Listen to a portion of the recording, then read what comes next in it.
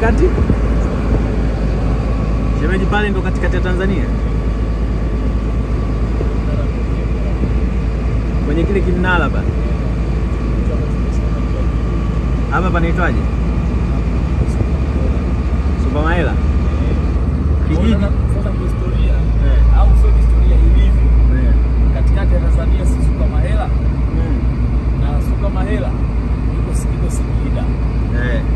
Kwa hiyo walikuwa mimi. Walipofika hapa katikati ya Tanzania ndo pale. Ni hapo. Kelele ya kabisa.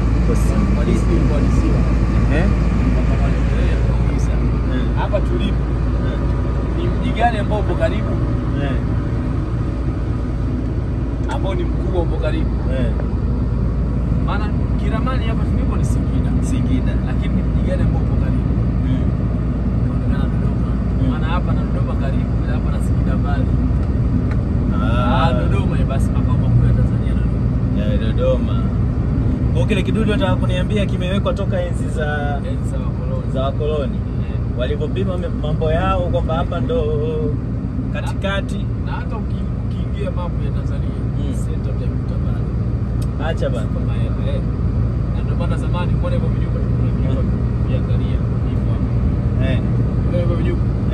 Zamani yale manazi yalikuwa sugu. Si hizo. Vijumba hivi hapa. Vile pale. Ya serikali. Zamani yale maradhi sugu yale mfano kama ukoma, ilikuwa ugonjwa unasumbua. Wagonjwa wa kiume huko si hawana tiba.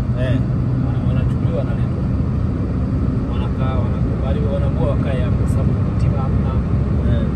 Kwa nini sasa wanaenda huko? Kwa sababu ilikuwa wewe mtu ambaye unakaa Mtwara mpaka kufika hapa kipindi hicho.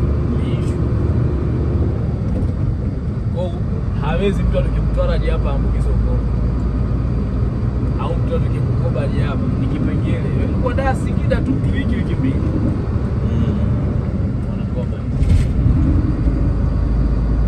Ndio kwa hiyo pale ndo katikati ya Tanzania. Ina maana ukienda kusini, ukienda kaskazini, ukienda mashariki, ukienda magharibi, mbali sawa. Laleki. Ni kama tunatofautiana kidogo sana. Tunauiana sehemu kote.